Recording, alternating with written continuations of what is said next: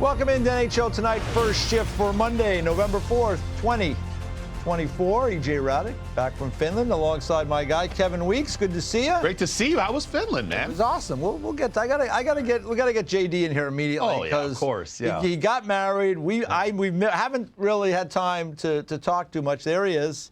Look, he got the ring on the finger. Got the band and everything. Congratulations. Congrats. Apparently everything went really well, and so we're happy for you. Yep. Thank you guys. Went well enough. You know, we're still married. Thank God. Well enough. Yeah, you made it to those very tricky first 10 to 12 days. Exactly. Yeah. Like we're cruising right along.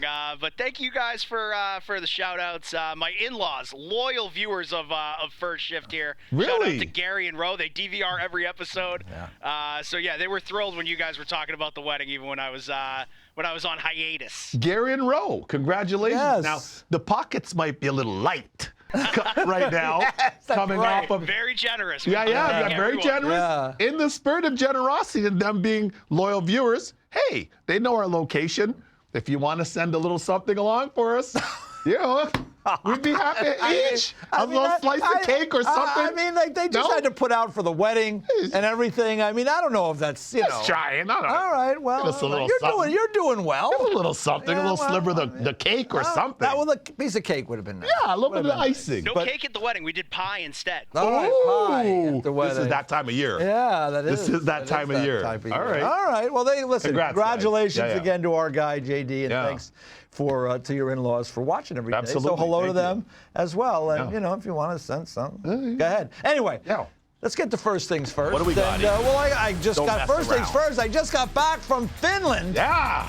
Where I was there with Steve Conroy calling the games, and the Florida Panthers, the defending champions, they just looked like nothing has changed. They came out, won kind of more of a shootout type game on Friday evening in Finland, and then Saturday, the game you can see right there, A.J. Greer ripping that shot over the shoulder of Casey DeSmith, more of a grinding style game. But they were able to win both games. You can see the numbers right here, and that's the thing.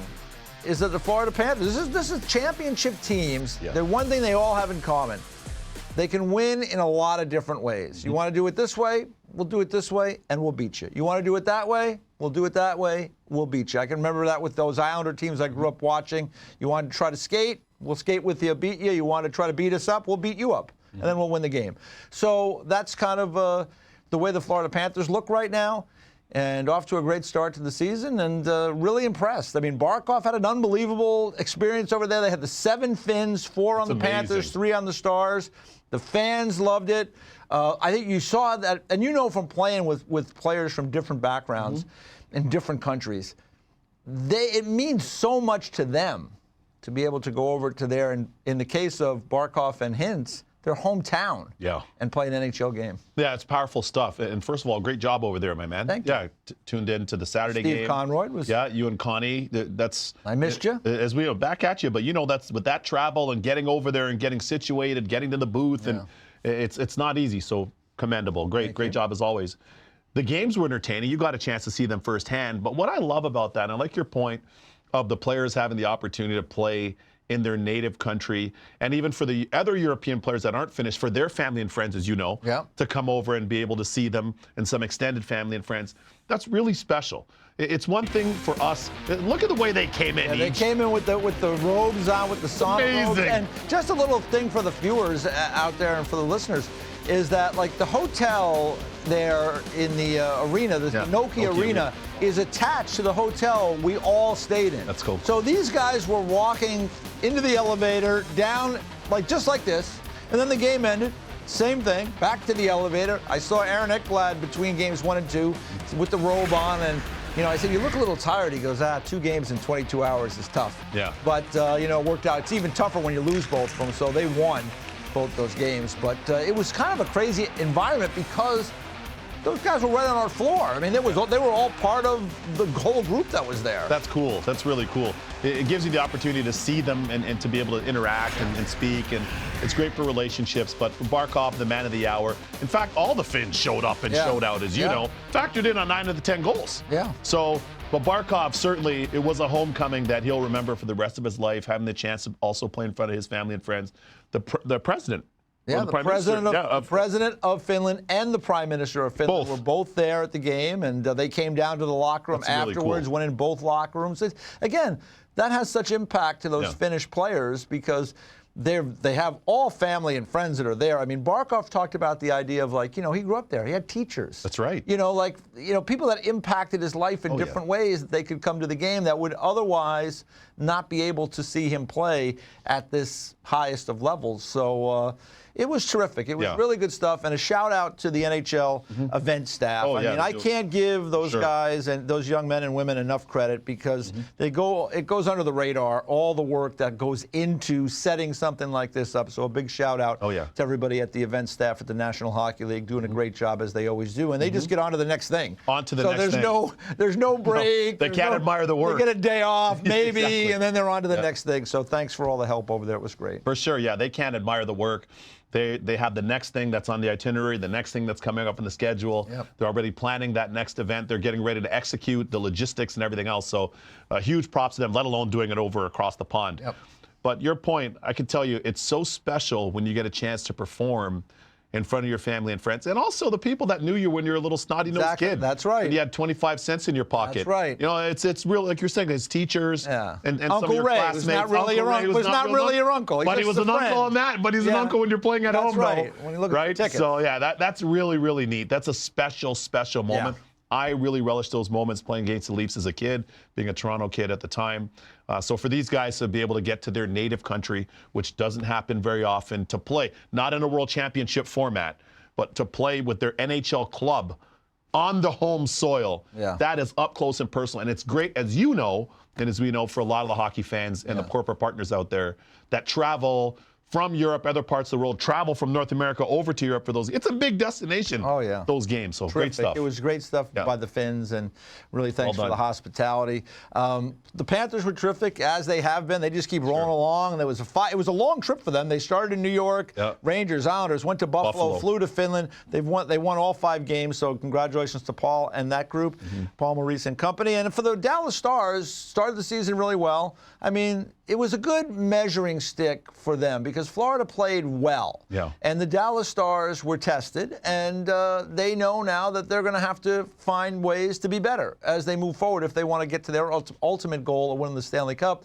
And, Matt Duchene, by the way, off the charts. Baller. Playing right now. He is just playing terrific.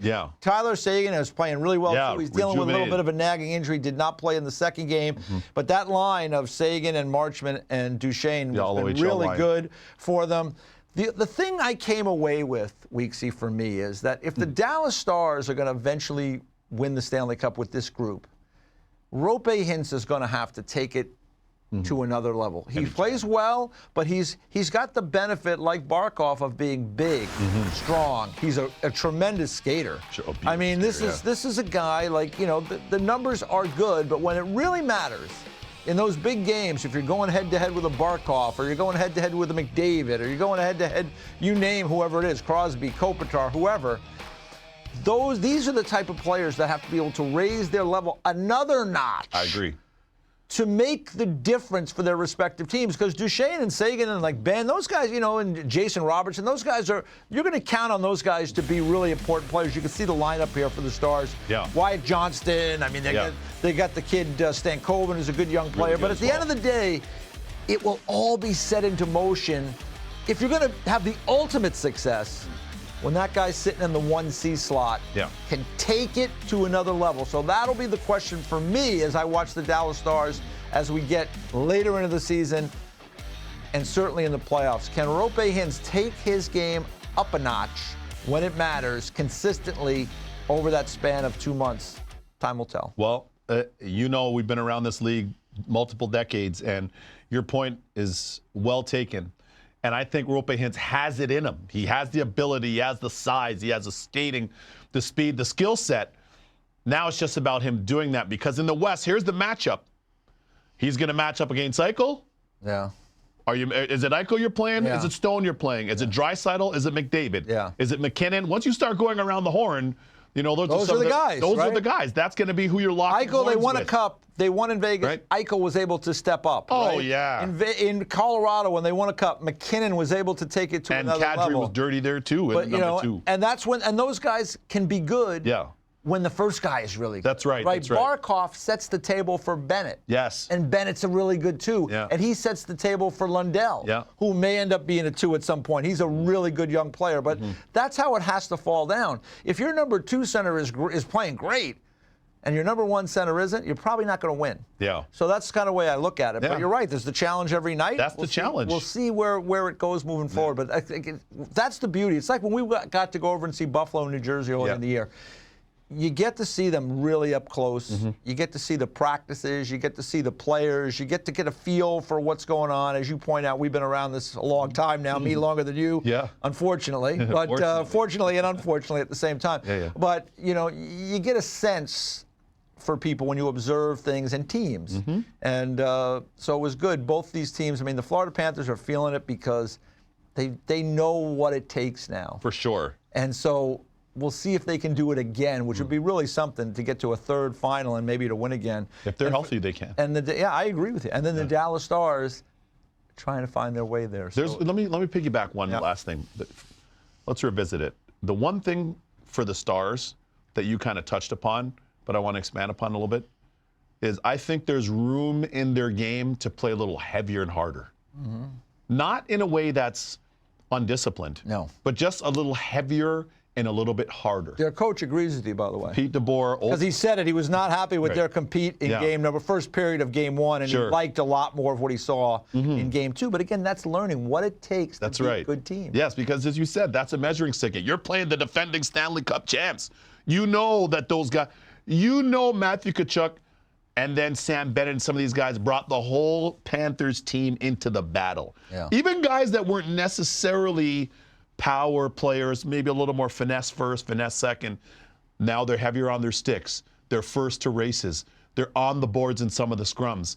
It's like it became infectious in a good way in their group. I think there's room for Dallas to just add a little bit of that to their recipe, and that'll take them to the next level. Yeah, I agree with you. And the final thing I'll say, quick shout out to Sam Reinhard. Yeah. Because I don't think we talk about this guy enough. Man. I mean, he had 57 last year. Yeah. But he's up amongst the league leaders in goals. I think he's tied with 3 other players, league leading goals. And he's 3 shorties. And he's 3 shorties. He had 5 last year, so he's got 8 in like 90 regular season games. It's crazy.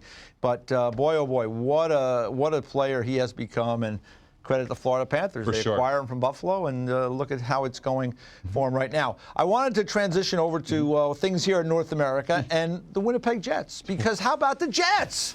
11 of 12 now. They've won 11 of their first 12 games, and that's another team that, let's face it, what's going to happen April, May, June, right? But they have people in that room that could make that happen. So far this year, though, their power play has just been on fire. Yeah. And they're building up a nice little cushion for themselves. They are. And you know that they're in that unforgiving Central as well. That division's very unforgiving. But look at the numbers. Yeah. I mean, the special teams are special. The goals for, incredible. Goals against, great. And what I like about it, too, is Hellebuck hasn't had every start. He's been great the majority of games he's played. But Eric Comrie's gotten in there and gotten them some wins and played well in some of those games, which can give a little bit of relief to Hellebuck so you don't have to overplay him. Yeah. And you can keep him a little bit fresher for when the postseason comes and hope that he's going to be on his A game as a two-time Vezina Trophy winner. But they're playing, one thing comes to mind when I watch them right now, complete. There are no holes. There aren't any deficiencies in their game right now.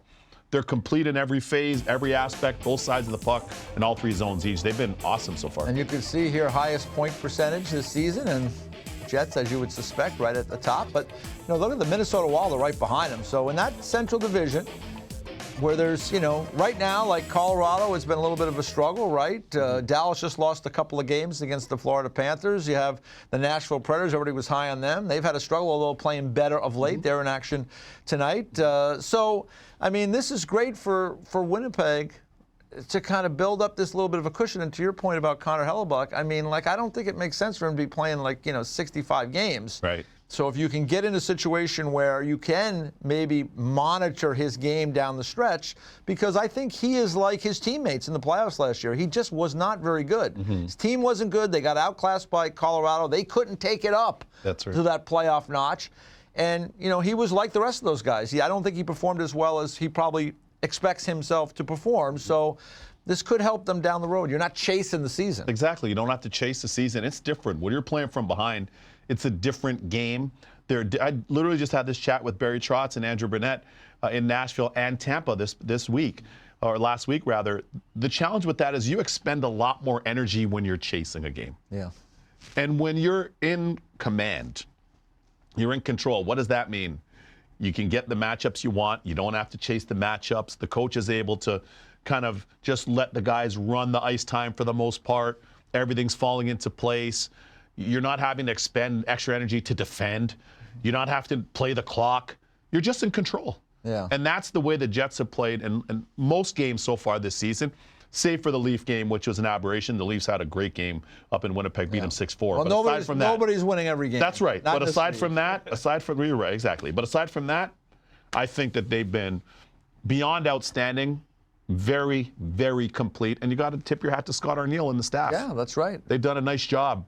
They really have. He had been there, but now he is the full-time head coach. Yes. And so far the results have been good. And how about Nikolai Ehlers, who's been healthy, playing well? I think he became the highest-scoring Danish-born player ever in the National history. Hockey League. So Yes. congratulations to Nick Ehlers, someone that's always a lot of fun to watch. Yeah, love him. I'm glad to Love see his he's healthy and playing well. Let's stick in the Central Division. We got a note here, a tweet from the Colorado Avalanche.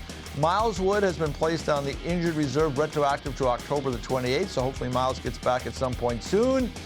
Get a couple of call-ups, including the twice named Ivan. I love that. Recalled from the Eagles. And then here's the biggest note, I think, here is Valeri Nichushkin has been cleared to practice with the team. He remains in Stage 3 of the NHL and NHL Players Assistance Program. And you can see Jared Bednar in this tweet saying that Nichushkin will be good to go on November the 15th. So, listen, he's a difference maker. I mean, he's had personal issues. And let's be, that it's been really unfortunate for the Avalanche. Timing was bad. Hopefully he straightened himself out now because, to me, this is such a really talented player that, he struggled to find his way in the NHL with Dallas, right? He had a season where he didn't score a goal at all, which is hard to imagine. Crazy. He goes to Colorado, new lease on life, really takes off, wins a cup, gets a new contract. Life is going good, but it just goes to show you at the end of the day, right? It's not always about what goes on professionally. There's so many things that go on in anyone's personal life, and he's had struggles. And, Weeksy, hopefully this is going to be the last time he deals with this, and he can get on track and get back to a terrific career and be part of this Avalanche team because they need him. Let's face it, he's a difference maker when he plays. For sure. And you're right. It is the human side of things, and hopefully for Valeri Nichushkin, he's able to get all of those things in order for himself. Yeah. For his life, for himself, for that family, people around him, his family, for everybody around him. That's the number one thing. And then kind of cascading down from that is if he can get all of those things in order for himself and his family and his loved ones and everybody around him, then the impact that he has on the team is unquestionable. Think about the team. Yeah. Think about the squadron. Yeah. Cale Makar, Devon Tays, Nate McKinnon, Rantanen. Yeah. And they're saying you're an important piece? Yeah. Like, that's a huge hat tip to him. And it's true. Yeah. He makes a big difference with his size and his speed, his ability to hound on the forecheck, make plays, use that power. He's a difference maker for them, but hopefully, and the most important thing is he's in the right place in his life. And if so, he should be, once he returns, he should be a huge piece for them. And he was very sorely missed to this point. Yeah, and we'll have to watch. You got to give the organization a lot of credit, too. Well, hey, listen, Weeksy. You got to give the organization a lot of credit. He's a great player. For sure. If he's an average player, do you think that they're rolling out the red carpet? That's true. I'm just being no, real you're not here. Wrong. You're not wrong. You're not wrong. That's the true. reality. He's a great player, so therefore he gets a little extra runway. Yeah, a little more bend. My advice to be, and again, this is personal stuff. Take advantage of it if you can. Yeah. I mean, I know there are personal issues everyone deals with in their life. try to get it straightened out if Yeah, you you can. have I hope to. so. You hope he does. Listen, I root for all the players. I Yeah, root for we do. people in Of general in course. life We do. to do well. I mean, life is hard enough. Yeah, for sure it is. Hard enough. It's hard enough. And you've earned, and this isn't an easy because he was in Dallas, went to the KHL, came back, now reestablished himself, won a cup as a key component of that team. Yeah. And he plays in a great market with clearly, regardless as to whatever, and I'm sure, you poll and me speaking to different people in their group, you're going to get some difference of opinion. But if he's back as of November 15th, the guys might be looking at him, but they want him back. Yeah. So it's a big opportunity for him all the way around. Got to regain that trust. Regain the trust, and more importantly, hope he can get everything back to being cohesive. 100%. That's a big thing. All right, let's get to the schedule tonight. It's a light schedule. A little bit light. A little bit light. Yeah, not tight, but light. Light. But you can see here the Nashville Predators hosting the LA Kings. Two different teams, right? The LA Kings have played all their games on the road this year. There are a lot of them. Yeah. And Nashville played a lot of games at home. So that's going to flip at some point. But the Preds hosting the Kings tonight at 8 o'clock. And then you have right here on the NHL Network at 8:30, the New Jersey Devils up in Edmonton, continuing a Western Canadian road swing, taking on the Edmonton Oilers. So tune in at 8:30 Eastern for the Devils and Oilers right here on the network. And, the Oilers, McDavid skated today. Yeah. So we saw that he was on the ice in an optional practice day, so making progress. Look at that. Look at that. JD is the best. Bang! Attaboy, JD. Right to the video. Must be the pie from the wedding. I love it. Must be. That's awesome. Attaboy, So JD. good to see McDavid working back his way too. back. In the meantime, the big guy, Leon Draisaitl, filling in nicely. I think they won both games he's missed. Draisaitl, 3 goals, 3 assists, 6 points. So ho-hum.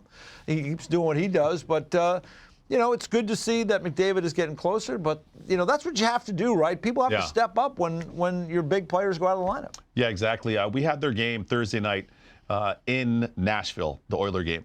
And They love to play the Nashville. They love playing. They feast on Yeah, they Nashville do. for whatever reason. Yeah. That's just what happens. Yeah. And I said in the morning, and I told Bucci on the broadcast, watch out for Draisaitl tonight. He went off in that game as we expected, and we spoke to him post-game and he said, hey, when the big guy's out, it's up to us to elevate our game. Yeah. Leon, you're a league MVP too. Like, you're one of the best players in the world. So he was trying to be humble and supportive of his good buddy, the great Connor McDavid. But Leon Draisaitl is a great player in his own right as well. And I always kind of equate it, as I said on the air during the game, I'll say it here with us each, I always kind of equate it to Sid And Malkin. Yeah. Similarly here, McDavid and Draisaitl, 2 MVPs. They're all going to be Hall of Famers when it's all said and done.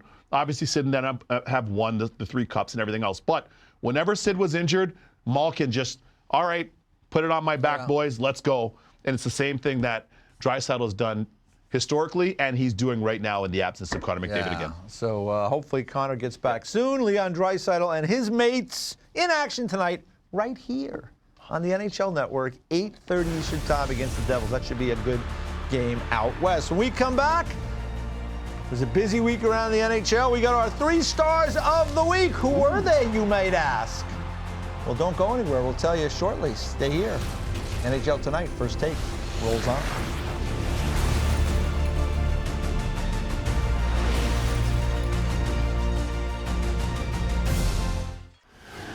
And it's time now for the 3 stars of the week presented by Geico. Good folks at Geico on board. Yes. I love that. Nice. You don't know, I was friends with that caveman when he was much younger. Seriously. Anyway, much younger. But, When you were both much younger He's then. aged well. He's aged very well. All right, let's get to the 3 stars of the week presented by Geico. And the 3rd star, how about Sidney Crosby? He just keeps on going and going and going. Another good week for 87. Evergreen. And as his teammate Chris Letang said, he loves when he sees that mustache when he grows it out for Movember. That takes him to another level. But Sid certainly put on a show, as he always does, knocking on 600's door right now, too. Yeah, and you can see the numbers for the week, the 4 goals, 3 assists, 2 game-winning goals, including that one in overtime that you saw against the Anaheim Ducks. So Sidney Crosby, he's doing what he can. Of course. To help push the Penguins back up that hill. Not easy. Big time. He's been great. Malkin's played very well this season as well. I might point out the biggest challenge for the Pens is, can they get the goaltending that they need Can everybody stay healthy in the crease? They're trying to reboot Tristan Jarry, but Sidney Crosby and company, Sidney Crosby's doing everything he can right now, pulling that team. So he's the third star of the week. The number 2 star of the week is from the Carolina Hurricanes, and it's Marty Necas, one of my favorite players in this league to watch. He is so smooth. He makes this game look so easy sometimes. He is electric. Wow. He's got some Kucherov in him, you know. Oh, listen. He has some Kucherov in him. He does. He's really signed the new deal, yeah, working things out with the organization there in terms of giving him maybe a little more opportunity. You can see the numbers for the week. He 9 points, +6. Fun to watch. Game breaker. When he's on the way he is right now, he's at his peak, a game breaker in the league that can generate offense out of nothing. It could look like he's covered. Yeah. And he has the ability to just shake and bake guys, dupe the goalie. He's so skilled and creative. He looks awesome so far this year. Yeah, no question about it. And we're going to have his general manager, Eric Tulsky, the GM of the Carolina Hurricanes, joining us shortly. Yeah. So we'll ask him a little bit about Marty Necas, among other things, with the Cane. Okay, the first star of the week. And we go back into the time machine. Like we got Sidney Crosby. We got the grade 8, Alex Ovechkin. He had 9 points as well this week. Keeps scoring. I mean, listen, I'm starting to wonder now, is he going to break this record this year? I mean, he has 7 goals already. It's only, 30? I think it's 35 goals behind. I mean, he is making inroads early here. And you can see the week. 5 goals, 9 points, +7, the 15 shots. Number 1 star of the week. Hard to argue. So amazing. What a week it's been. What a start it's been for him. You see where he ranks now. So 35 to pass. 34 to tie. To pass Gretz. I can tell you, man, he's humming along. The Washington Capitals look really good. They lost yesterday against Carolina. Carolina played very well. But the Washington Capitals are off to a great start. Ovi right now, to this point in the season, is where he was, if I'm not mistaken, in January of last year. He had that awful start. First 3 months of the season. Yes. We were wondering, is this guy is he gonna have to retire? It was not good. He had that tough start, and then to his credit, he just stayed in it, stayed positive. I remember I had their game right around New Year's Day last year in Pittsburgh. And then speaking of Spencer Carber, he's like, I just told him a couple things. Ovi's gonna figure this out. He's gonna make some adjustments. Don't worry. He was right. He was hot down the back stretch, hot. And now this season's out of the blocks, out of the starting gates, he's hot.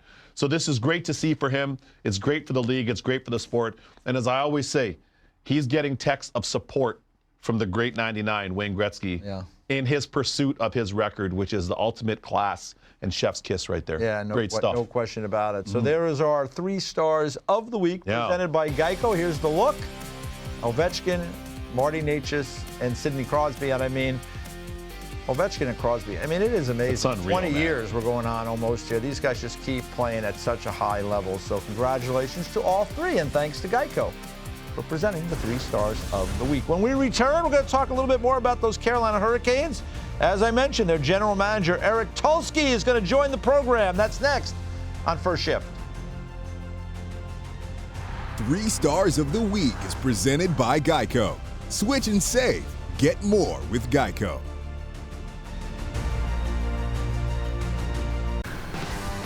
Carolina Hurricanes off to a heck of a start. A lot of those wins on the road. They had a great trip out to Western Canada. You can see 8-2. Scoring goals, not giving up a lot. Power play good, penalty killing good. Been an excellent start for the Canes, and that certainly should bring a smile to the face of their first-year general manager, Eric Tulsky, who's nice enough to join us right now. Been with the Canes organization for several years and now taking over as the GM. And I got to ask you something first, Eric. We get ready for these interviews. We try to find stuff out. I read somewhere that you have 27 U.S. patents. Is that true? That is true, yeah. Wow. Like, for what? So a bunch of them are for nanotechnological applications for biotechnology, like medical imaging, DNA sequencing, stuff like that. And then some of them are for batteries for electric vehicles. Oh, wow. Cool. Well, I have a Tesla, so you've influenced my life. There you go. There you go. You're way too smart to be sitting here with us. But anyway, we do thank you for the time.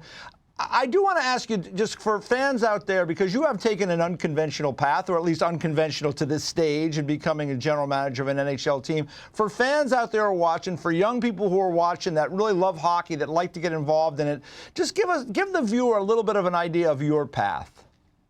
Yeah, so I started out working as a chemist, working in these big biotech company, and then a series of startups. And on the side, I had a blog where I was writing about hockey stats, and my work caught on. People paid attention to it. I ended up with a consulting gig here, a consulting gig there. And then the Canes brought me on. I worked part-time for them for a year, and then I've been full-time with them. This is my 10th year now.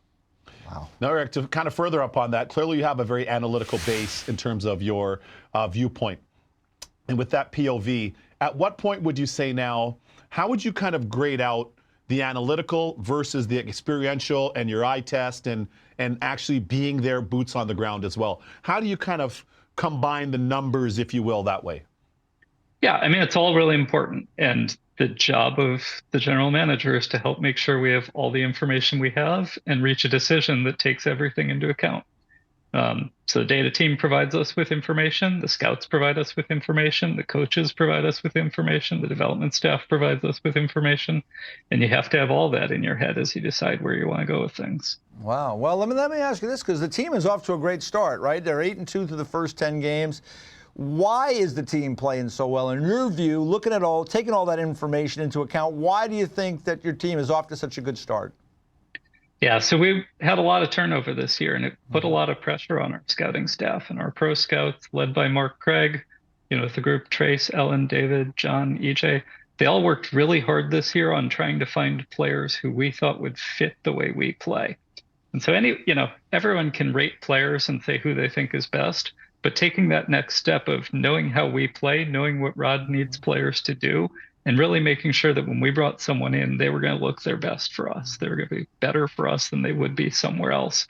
Trying to find those players who we're a match for them, they're a match for us, and everyone will be glad we have them.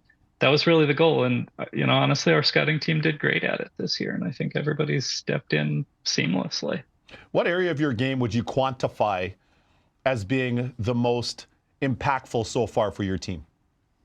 Yeah, I mean, it's just the pressure that we apply constantly. I mean, that's what changes games for us is, it's a very demanding system that Rod asks players to play, both because you have to work hard and because you have to understand where you need to be. Because when we're applying this much pressure, you need people covering for when things go wrong, because they will go wrong. You can't apply that kind of pressure and not have issues. And he's done a really good job of putting things in place so everybody knows where they need to be and when and how to cover for each other and make sure that we can apply that pressure and not get exposed too often.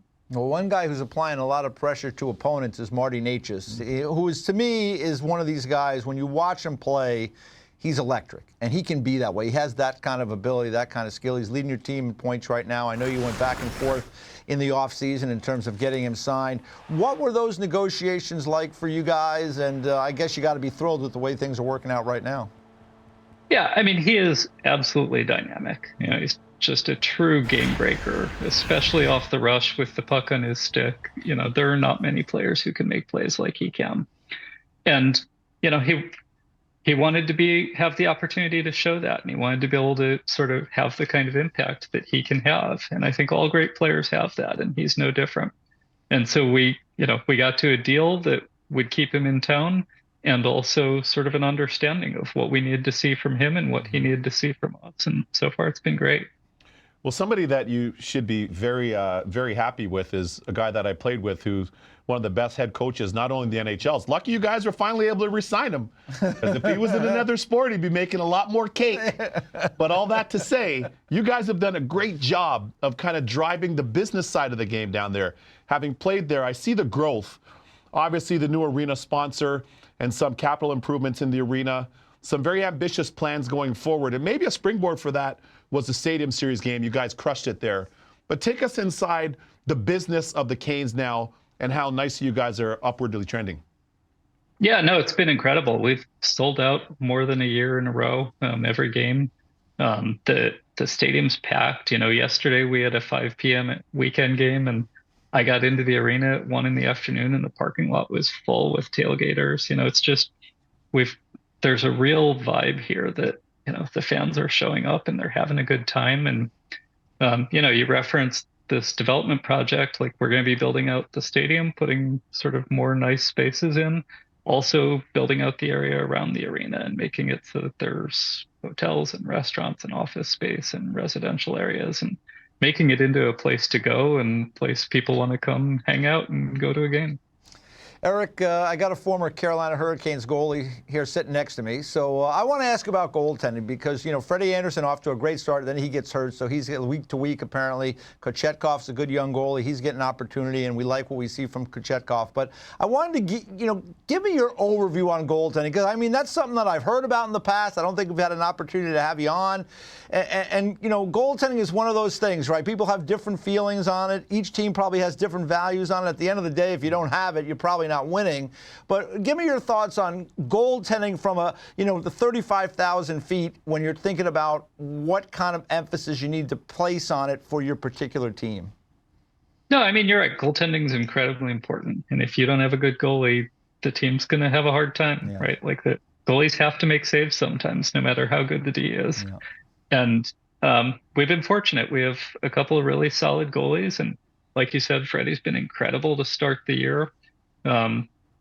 Piotr's also an outstanding talent. He's been really good. I think it's just a matter of time before he takes over and has a long career for us.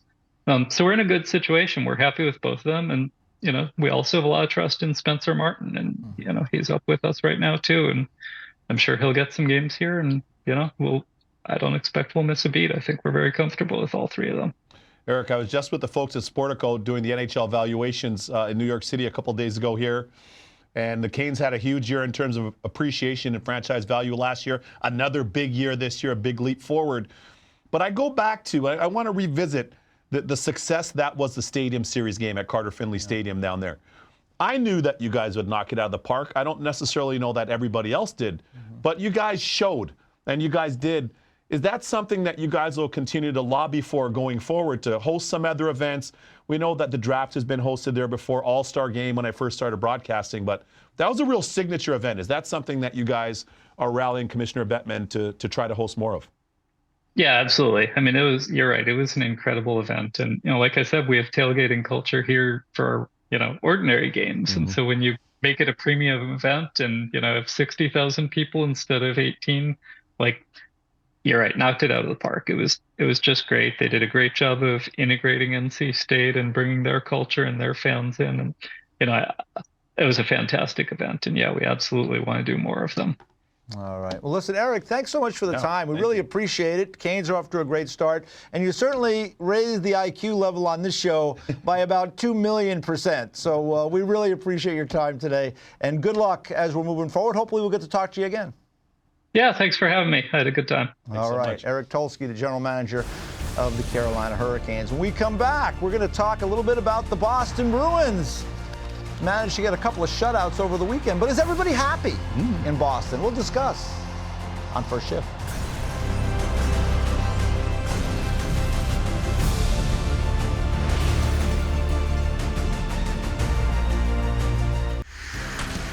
Two games on the schedule tonight.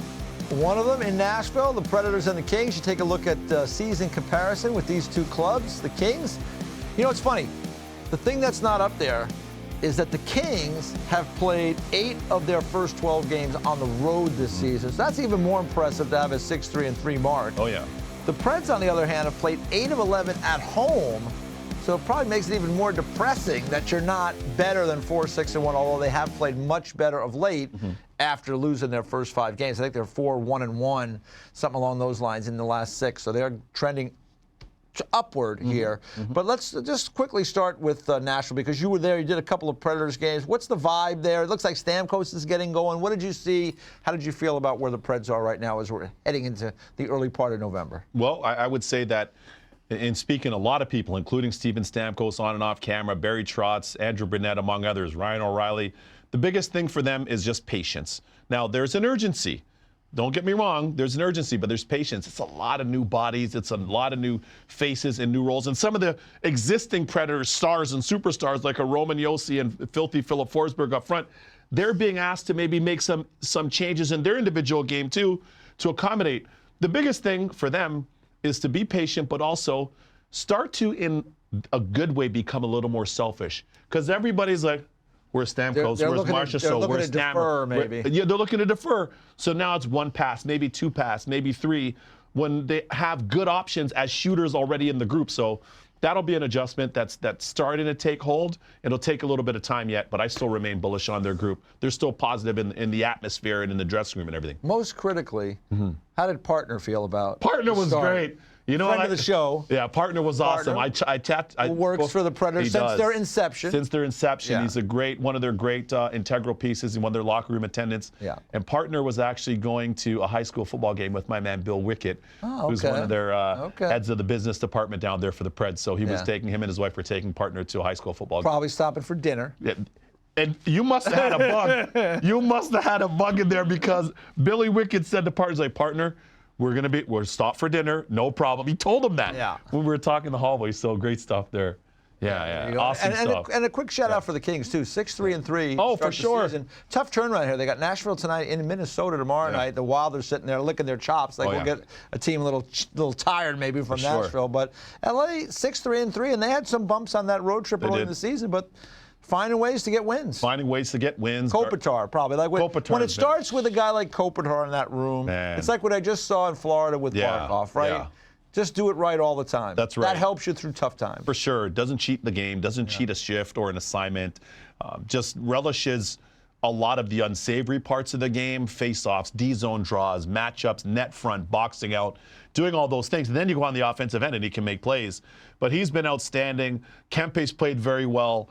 Brant Clark, the young defenseman from the OHL from juniors, played very well for them. He's 11 points and he's a plus rating player, very well. especially in the absence of Drew Doughty. Yep, and there was a lot expected of him, but still, these are big minutes for him to have to step in and play, and he's done exceptionally well. So hats off to Rob Blake's LA Kings. They played very well to this point, too. All right, so they take on the Predators Big tonight game. in Big Nashville. The little news around the Boston Bruins. I mean, they have, when you're the Boston Bruins, right? Like, there's high expectations. The start of the season was not exactly what they were hoping for. I mean, 4-6-1 going into the weekend, but took care of business. A pair of shutouts, shut out the Flyers, shut out the Seattle Kraken. Now, some would say you're supposed to do that, but listen, we've seen this is a hard league. Not always easy to get wins, so that's the good news.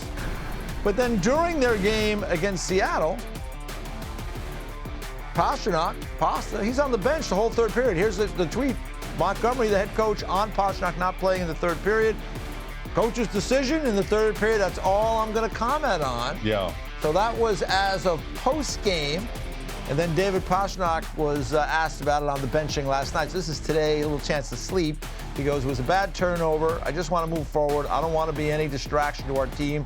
The guys know how I feel about them here. It's a bad play. I take accountability, and already I'm moving forward. So that makes perfect sense that, you'd be doing that. And, here's a look at this is action late in the second period. And, that is a bad play. You're up 2-0. Just get the puck behind the defender and don't give the opposition any chance to crawl into the game, because a goal there by Seattle in the final minute of period number 2, and you're going to get chances here now. I mean, that would have been bad news. Sure. Good save there by Swayman. Great help by Charlie McAvoy as well on that play. Nothing, huh? This is the thing for me. I had to just take a little pause. I'm going to take a pause. The Boston Bruins are a legacy franchise. I think of pedigree, generations. Milt Schmidt. Tricky Middleton, Ricky Middleton, yeah, everybody that. Yeah, Bobby Orr. Espo, Bobby Orr. Wayne we can go Cashman. up, all of them, Stan John. We can go up and down. Yeah. But I always think of them being very presidential. I think of them being very buttoned up. I think of them, again, being very prestigious, and not just for the airs and for the perception, but just the way in which they operate. Mm-hmm. I think prior to the start of the season, for the contract stuff to everything that's taking place now, the best thing for the Bees now is to just get back to being the Boston Bruins. Just keep everything in-house. Keep everything tight. Just keep it chill. Yeah. Continue to be the prestigious franchise that you are, because so far it's just been too noisy. Yeah. And there has been a lot of noise. And that's never been the case. Not in the last several years. It hasn't been the case in Boston. Everything's been buttoned up. Everything's so methodical, so professional, and the train just keeps on moving down the tracks there. So 2 really good wins for them in consecutive shutouts by both goalies, by the way. Yeah. Korpisalo and then Swayman last night. The most important thing for them is just to get back to being the Bruins. Let's batten down the hatches. Let's quiet down and eliminate all the needless noise around our club that doesn't need to be there, because it just opens up stuff that was never really a problem before. Yeah. And you don't want it to be a problem now or going forward. Big game on Tuesday against the Toronto Maple Leafs. That'll have a busy schedule. That's there. a biggie. By the way, the 16th against That's a biggie. St. Louis Blues, Boston Bruins, Saturday afternoon, right here on the NHL Network. Yes, NHL Network sir. Showcase. Finally. You're probably with me on that. I would love to. I hope so. Yeah. I hope that's Come the on, case. let's So, rock. Boston Bruins, I won't be surprised if they roll through November and go we know they're a 8-2. top quality club. Won't Top surprise quality. me at all. Yeah. All right. Top quality club. All right. Yeah. All right. Just find the mute button on there. We'll keep an eye on it. Everybody gets nervous around Boston if they get nervous. All right. We're going to take a quick break. We'll come back to complete our hour with much more. So stay with us right here on First Shift.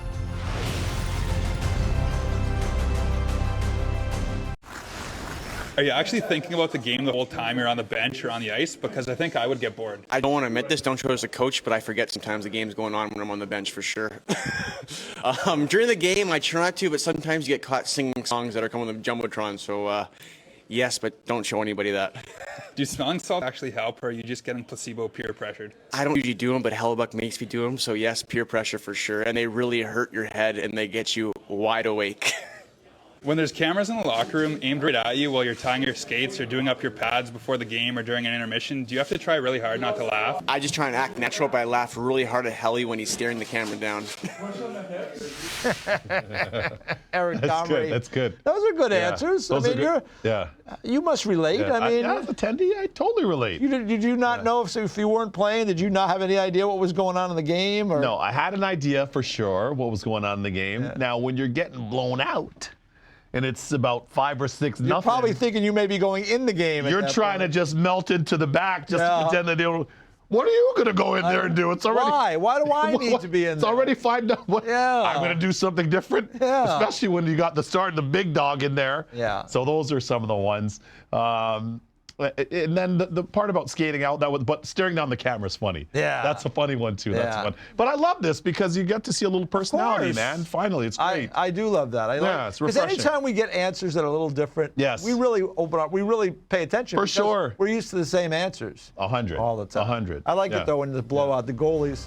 Oh yeah, I just lean back. Brian Lean Boucher back. used to say, try to Lean hide. back. Oh, Try no, to hide. my Boosh. damn. Boosh. That's it for today. Yeah. NHL Now coming up next. See you tomorrow.